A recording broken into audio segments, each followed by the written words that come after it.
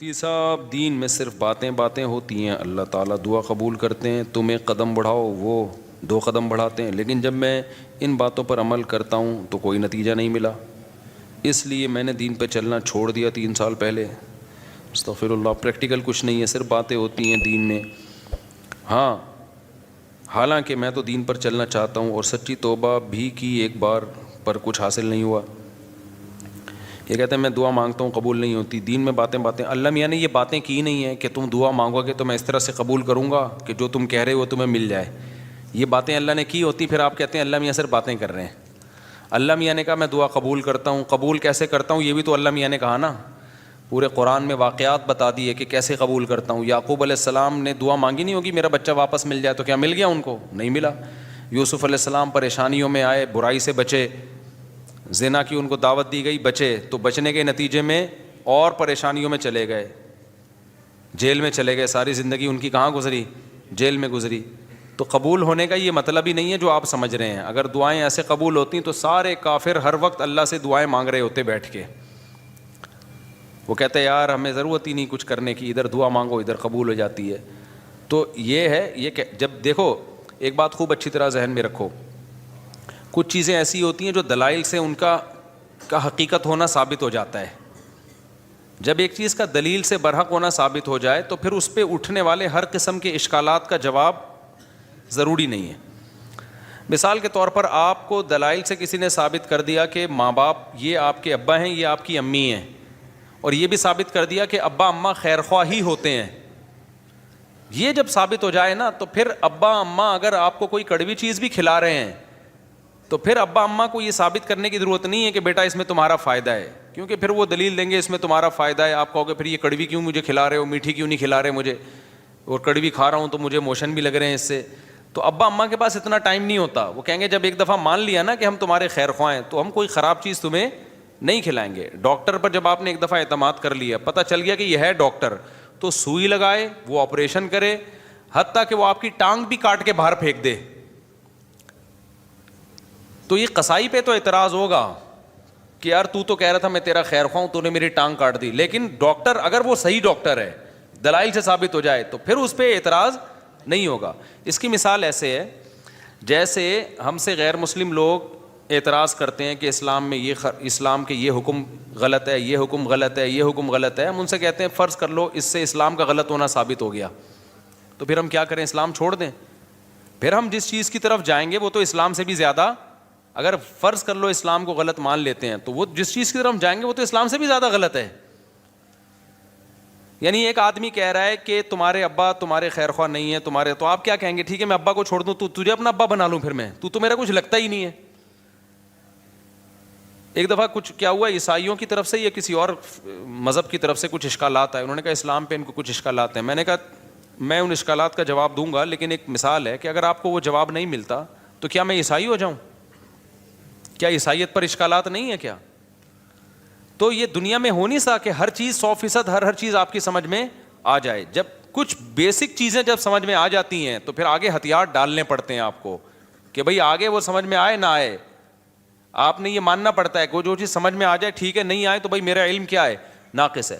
پہلی بات یہ کہ یہ جو انہوں نے لکھا کہ اللہ تعالیٰ نے اسلام نے کچھ باتیں کی ہیں، دعائیں قبول ہوتی ہیں، قدم بڑھاؤ اللہ تمہارا ساتھ دیں گے، اللہ تمہیں جو ہے نا تم 2 قدم بڑھاؤ گے اللہ 4 قدم بڑھائے گا، تو اگر اس سے غلط ہونا ثابت ہو گیا تو یہ کیا مطلب؟ اللہ ہے نہیں کیا؟ یہ کائنات خود بخود بنی ہے، یہ ثابت ہونا چاہتا ہے اس سے۔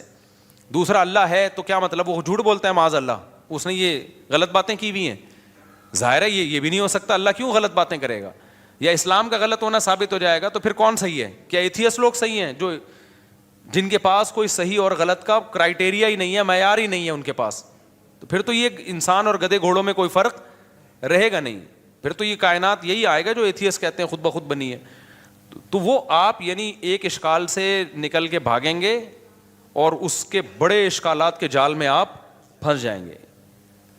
تبھی یہ جو ایتھیسٹ لوگ ہیں نا جو کہتے ہیں کہ ان کی سمجھ میں یہ نہیں آتا کہ یہ کائنات تو خود سے بن نہیں سکتی تو اللہ خود سے کیسے بن گیا، یہ بڑا اشکال دہرایا جاتا ہے۔ ہم ان سے کہتے ہیں کہ آپ کو یہ سمجھ میں نہیں آ رہا کہ اللہ ہمیشہ سے کیسے ہے، اور اس کی بیس پہ آپ اللہ کا انکار کر کے اس کائنات کو ہمیشہ سے مان رہے ہو، یہ سمجھ میں آ رہا ہے آپ کے کہ یہ ہمیشہ سے ہے، حالانکہ یہ زیادہ بڑا اعتراض ہے۔ یہ تو مادی چیز ہے, اس میں تو چینجر کے بغیر چینجنگ نہیں ہو سکتی, تو کریٹر کے بغیر یہ کریٹ کیسے ہو گئی؟ تو جب بھی کوئی اسلام پہ اعتراض کر رہا ہوتا ہے نا, ایک اعتراض کر کے وہ اس سے بڑے اعتراض کے جال میں پھنس رہا ہوتا ہے, تو آپ کو اپنی عقل کے گھوڑے وہاں روکنے پڑتے ہیں. آپ کہتے ہو یار کچھ چیزیں ایسی ہیں جو جہاں عقل ہماری رسائی کرتی ہے, اور کچھ چیزیں ایسی ہیں وہاں ہمیں ہتھیار ڈالنے پڑتے ہیں. تو یہ نہیں ہو سکتا کہ کائنات خود سے بنی ہے, یہ بھی نہیں ہو سکتا کہ جس نے بنایا ہے اس نے انسانوں کو آزاد چھوڑ دیا ہو, کوئی ہدایت نہ دی ہو, اور یہ بھی نہیں ہو سکتا کہ وہ ہدایت اسلام کے علاوہ کوئی اور ہو, کیونکہ وہ قانون ہمیں ہدایت اسلام میں ہی ملتی ہیں, اس کے علاوہ کہیں اور نہیں ملتی. اب اگر اسلام ایک بات کہہ رہا ہے تو اس کا ظاہر آپ کی سمجھ میں نہیں آ رہا, تو بھائی پھر آپ دوسری آیتیں اور دوسری احادیث اور قرآن کی دوسری آیتیں ملا کے دیکھو گے تو آپ کو اس کا مطلب سمجھ میں آئے گا. اللہ نے یہ باتیں کی ہی نہیں ہے, جو کہہ رہے ہیں نا اسلام تو باتیں کرتا ہے, عملی طور پر تو کچھ نظر نہیں آتا. یہ بہت سے لوگوں کو اشکال ہوتا ہے, کتنی زیادہ تر عاشقوں کے ساتھ ایسا ہوتا ہے. ایک عاشقہ تھی, ڈاکٹر پہ عاشق ہو گئی تھی, یہ 10 سال پرانی بات ہے, اب سمجھ میں نہیں آئے گا کس کی بات ہو رہی ہے. اس نے مجھے بتایا, میں اللہ سے دعائیں مانگ مانگ کے تھک گئی. وہ ہاؤس جاب میں اس کے ساتھ جاب کرتا تھا نا, وہ لڑکا بھی ڈاکٹر بنا تھا, یہ بھی ڈاکٹر بننی تھی. مجھے اس سے عشق ہو گیا, میں دعائیں مانگ مانگ کے تھک گئی, اللہ دے ہی نہیں رہا. تو کہاں ہیں وہ دعائیں, کہاں ہیں وہ سب چیزیں جو اللہ نے وعدے کی ہیں؟ تو کچھ بھی نہیں ہے, ایسی ہی باتیں ہیں. کچھ لوگ کیا کرتے ہیں, ہمارے محلے میں ایک صاحب بیمار ہو گئے, تو ان کو کسی نے بتایا کہ یہ وظیفہ پڑھو, قرآن کی یہ آیتیں پڑھو, ٹھیک ہو جائیں گے تمہارے ابا. وہ سارا دن پڑھتے تھے, آیت کریمہ بھی پڑھی, وہ پھر ابا کا پھر بھی انتقال ہو گیا. اور انتقال بھی ایسے ہوا کہ ڈاکٹروں نے کہا تھا کہ احتیاطاً آپریشن کروا لیں آپ. ویسے وہ ٹھیک ٹھاک تھے, احتیاطاً آپریشن کے چکر میں گئے اور نکلے ہی نہیں آپریشن تھیٹر سے ہی, ان کی ڈیڈ باڈی آئی. اچھے بھلے ہنستے کھیلتے گئے تھے, وہ آپریشن ہی ناکام ہو گیا. تو انہوں نے کہا ہم نے تو اتنے وظیفے پڑھے. تو بھائی اللہ میاں نے اگر یہ کہا ہوتا نا کہ میں دعا اس طرح سے قبول کروں گا کہ جس کو ٹھیک ہونے کی دعا مانگو گے ٹھیک ہو جاؤ گا, تو پھر لوگ مرتے کیا؟ پھر تو انسان کی عمریں سب کی 90 سال لازمی عمر ہوتی, کیونکہ کون بوڑھا نہیں ہے جس کے لیے, کون بیمار نہیں ہے جس کے لیے پیچھے دعائیں نہیں مانگی جاتی. دعا کا مطلب ہمیں یہ بتایا گیا ہے کہ تم نے اپنا کیس فائل کر دیا اللہ کے دفتر میں, اپنی ذمہ داری تمہاری ہو گئی ہے پوری. بڑا آفیسر بیٹھا ہوتا ہے نا, تو آپ جاتے ہیں اس سے کوئی ریکویسٹ کرتے ہیں, کہتے ہیں بھائی یہ پروسیس ہے, اس کو فالو کرو, اور اپنی فائل یہاں ویزے کے لیے آپ نے اپلائی کر دیا نا, ٹھیک ہے, آپ کی ذمہ داری کیا ہو گئی, پوری ہوگی. آپ کو انٹرویو کے لیے بلایا جائے گا, ہم نے ویزا دینا ہوگا دیں گے, نہیں دینا ہوگا نہیں دیں گے. تو ہم نے اپنی ذمہ داری پوری کر لی ہے. باقی اللہ کا کام ہے, وہ اس طرح سے دعا قبول کرتا ہے یا اس طرح سے دعا قبول نہیں کرتا. لیکن اس نے کہا میں قبول کرتا ہوں, کیا مطلب؟ پھر اس نے قبول کرنے کا مطلب ہمیں بتایا ہے. بعض دفعہ میں وہی چیز تمہیں پکڑا دوں گا جو تم چاہ رہے ہو, بعض دفعہ اس کا کوئی آلٹرنیٹ میں تمہیں دے دوں گا, بعض دفعہ کوئی مصیبت آنے والی ہوگی وہ مصیبت میں تم سے ٹال دوں گا. کچھ بھی نہیں, آخری درجہ حدیث میں آتا ہے اس کے بدلے میں اجر دے دوں گا جو آخرت میں ملے گا تمہیں. اب جس کو آخرت پر ایمان ہوگا وہ مان لے گا, جس کو نہیں ہوگا تو اللہ کہتے ہیں جاؤ نہ مانو. پھر تو بدماشی تھوڑی ہے اللہ کے سامنے کسی کی. کوئی کہتا ہے یار آخرت میں کیوں, مجھے دنیا میں چاہیے. اللہ کہتے ہیں تم آخرت کو نہیں مانتے تو جاؤ تم. تو یہ اللہ میں باتیں یہ والی کی ہیں جو میں آپ کو بتا رہا ہوں. ان باتوں میں اللہ پورا نہ اتر رہا ہو تو پھر آپ بات کرو. اور یہ بھی آپ کی بات ہے کہ آپ کو پوری ہوتے ہوئے نظر نہیں آ رہی. ہم نے اپنی زندگی میں اپنی دعاؤں کو پورا ہوتا ہوا, میرے کتنے مسائل حل ہوئے ہیں الحمدللہ. آج تک جتنے مسائل میں نے اپنے آپ کو ڈالا ہوا ہے آپ سوچ سکتے ہو کتنی ذمہ داریوں میں ڈالا ہوا ہے نا ہم نے اپنے آپ کو. ہمارے تو سارے مسائل بھائی دعاؤں سے ہی حل ہو رہے ہیں. سارے مسئلے اللہ کا شکر ہے ہمارے دعاؤں سے حل ہو رہے ہیں. بلکہ مجھے تو ڈر لگتا ہے کہ اللہ ہم سے کہے گا تمہارا عمل تو کچھ بھی نہیں ہے, سارے مسئلے ہم نے تمہارے کیا کر دیے, حل کر دیے. تو یا تو بھائی آپ نے کچھ ایسے مسئلے بنائے ہوئے ہیں جو مسئلے ہیں نہیں, وہ آپ کے اپنے بنائے ہوئے مسئلے ہیں, یا پھر آپ نے اللہ پر کو یہ جو ہم کہتے ہیں نا یہ کروں تو یہ پورا ہو جائے, اس کا مطلب اللہ آپ ہیں اور اللہ کیا ہے, آپ کا بندہ ہے. پھر وہ اگر آپ یہ چاہتے ہو نا میں یوں کہوں اور اللہ یوں کر دے تو پھر تو اللہ آپ بن گئے نا بھائی. جس کا آرڈر چلتا ہے, جس کی بات 100% مانی جاتی ہے, باس تو وہ ہوتا ہے. کیا خیال ہے؟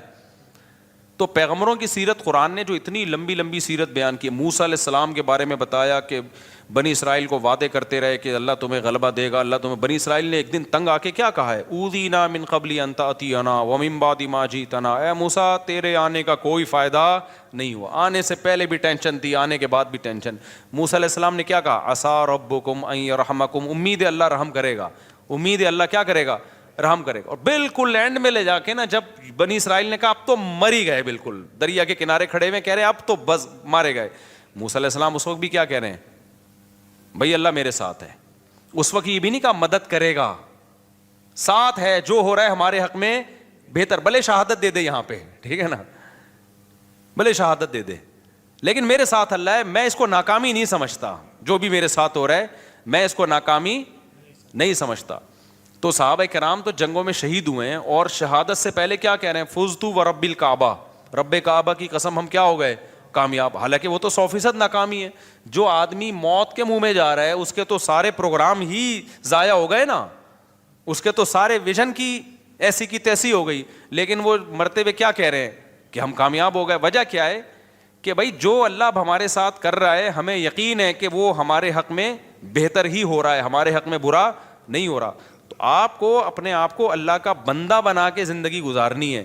جس طرح سے ابھی آپ چاہتے پوری کرنا چاہ رہے ہیں نا, اس کے لیے اللہ نے جنت رکھی ہے, وہاں بٹن دباتے ہی سب کچھ ہو جائے گا, صحیح ہے نا, وہاں دعا کا ظاہر قبول ہوگا. وَلَكُمْ فِيهَا مَا تَشْتَهِي أَنفُسُكُمْ, اللہ نے جو باتیں کی ہیں نا, کہہ رہے ہیں اللہ جو باتیں کرتے ہیں وہ ہوتی تو نظر نہیں آ رہی, اللہ نے جنت کے بارے میں یہ باتیں کی ہیں. وَلَكُمْ فِيهَا مَا تَشْتَهِي أَنفُسُكُمْ, جو چاہو گے وہ تمہیں ملے گا. دنیا کے بارے میں اللہ نے یہ کہا نہیں ہے, جو اللہ نے باتیں کی ہیں دنیا کے بارے میں وہ سورہ بنی اسرائیل میں ہے.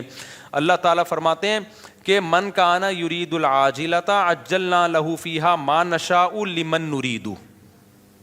یہ اللہ کے الفاظ ہیں سورہ بنے, یہ باتیں کی اللہ نے کہ جو دنیا میں نعمتیں چاہتا ہے نا, مجھے یہاں میری شادی ہو جائے, یہ والی جاب مجھے مل جائے, یہ کام میرا ہو جائے, یہ فلانا کام میرا ہو جائے, یہ ساری جو چاہتے ہیں یہ دنیا کی چاہتے ہیں نا, اللہ کہتے ہیں کہ جو شخص من کان یرید العاجلۃ, جو دنیا کی زندگی چاہتا ہے, عجلنا لہ فیہا ما نشاء, تو ہم اس کو اتنا دیں گے جتنا ہم چاہیں گے, اس کے مطالبے پر نہیں دیں گے ہم اس کو کہ جتنا یہ مانگ رہا ہے یا جتنا یہ اسٹرگل کر رہا ہے نہ.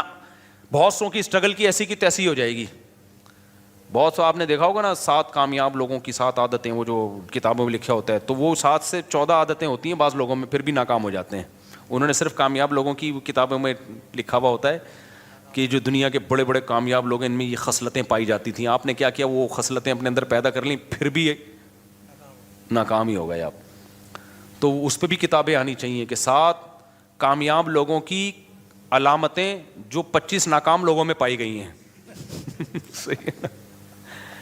تو اللہ میاں نے جو باتیں کی ہیں, جو یہ کہہ رہے ہیں اللہ میاں صرف باتیں ہی کرتے ہیں, پورے تو ہو نہیں رہے, تو اللہ میاں نے جو باتیں کی ہیں دنیا کے بارے میں, جو اللہ میاں نے باتیں کی ہیں, من کان یرید العاجلۃ, اللہ کہتے ہیں جو دنیا کی نعمتیں چاہے گا, عجلنا لہ فیہا ما نشاء, ہم اس کو دنیا میں دے دیں گے جتنا ہم چاہیں گے, جتنا یہ مانگ رہا ہے, جتنا یہ چاہ رہا ہے.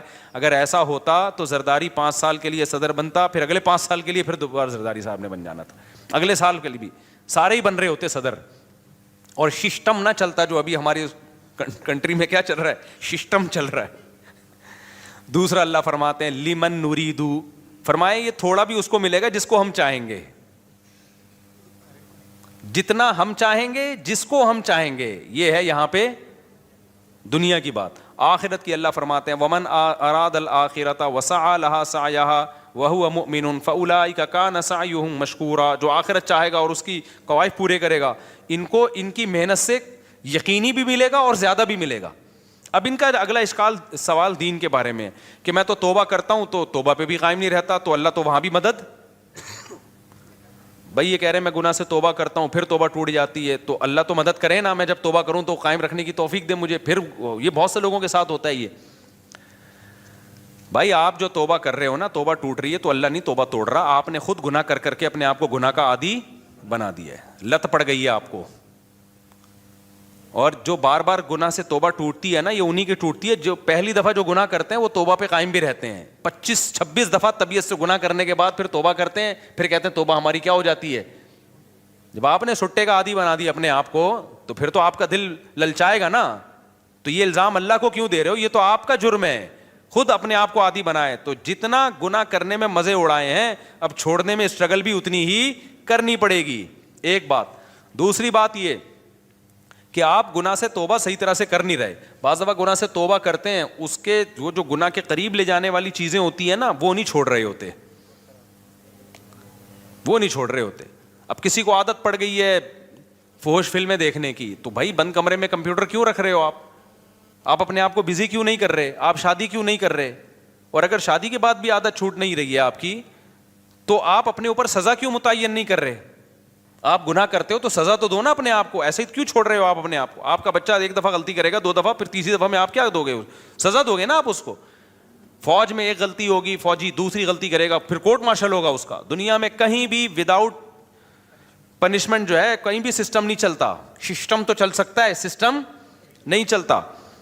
تو آپ گناہ کو چھوڑنے کی پراپر کوشش کرو. بڑے بڑے لوگ, 100 آدمیوں کے قاتل نے پکی ڈھکی توبہ کر لی تھی, جس کو قتل کی عادت پڑ گئی تھی. بڑے بڑے لوگ ولی اللہ گزرے, سارے ہم پیدائشی ولی اللہ تھوڑی تھے.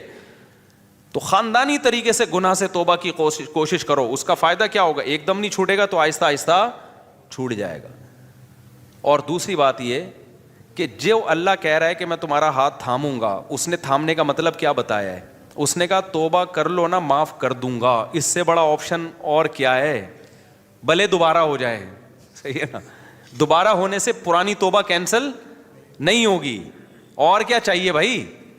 ایک گناہ آپ سے ہو گیا, آپ نے گڑ گڑا کے توبہ کی, توبہ کرتے ہوئے نیت تو آئندہ دوبارہ نہیں کروں گا, پھر اسباب بھی اختیار کیے کہ نہ ہو, غلطی سے ہو گیا, تو فوراً تھوڑی اللہ جہنم میں ڈال رہا ہے آپ کو پھر توبہ کا موقع دے رہا ہے. آپ توبہ کرو. تو آپ مایوس کیوں ہو رہے ہو؟ ہمارے ایک دوست تھا, بہت گناہوں میں ملوث ہو گیا تھا, تو میں نے اس کو کہا توبہ کرو. ایک بزرگ کے پاس لے گیا, اس نے توبہ کی, دوبارہ اس سے غلطی ہو گئی. مجھے کہتا ہے یار پھر توبہ کی, پھر میں لے گیا, میں نے کہا بھائی بیٹھا کر یہاں اللہ والوں کے پاس.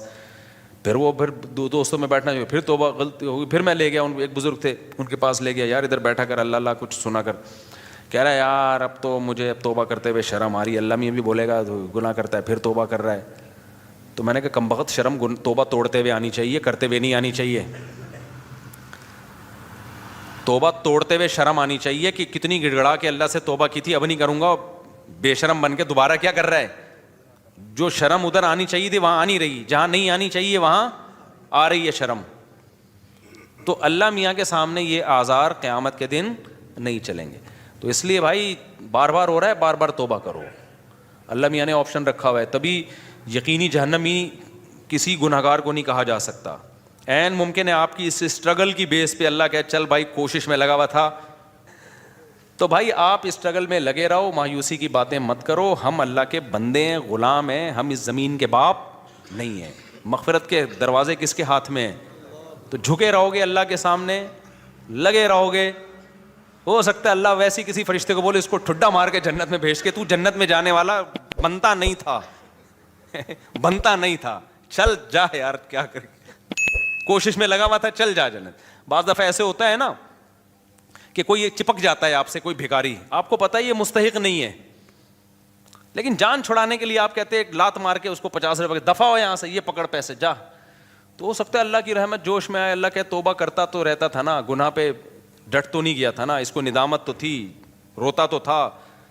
تو اللہ میاں ہو سکتا ہے کوئی فرشتے سے کہیں اس کو بنتا نہیں ہے اس کا جنت میں جانا, لیکن اس بغیرت کو بولو دفع ہو جنت میں, شاید اللہ کر دے. لیکن اگر یہ اسٹائل ہے نا, جو یہ والا اسٹائل ہے کہ اللہ میاں باتیں کرتے ہیں پوری کرتے نہیں ہیں, میں تو توبہ کی کوشش کر رہا ہوں, ہوتا کچھ بھی نہیں ہے, پھر تو مایوسی ہے. اللہ کے سامنے جو اکڑ گیا تو اللہ کا شیطان اکڑا ہے یار, اتنا پرانا تعلقات اس کے اللہ سے, وہ اکڑا ہی تو تھا, تو اللہ کا کیا بگاڑ لیا اس نے.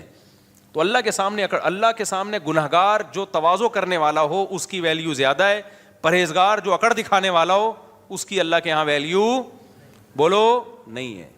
تو کبریائی صرف اللہ کے لیے. تو اللہ کا کچھ نہیں بگاڑو گے ایسے اشکالات کر کے. ایک دفعہ حکیم الامہ مولانا تھانوی رحمۃ اللہ کے پاس ایک پروفیسر آیا, کہتے ہیں مجھے اسلام پہ کچھ اشکالات ہیں.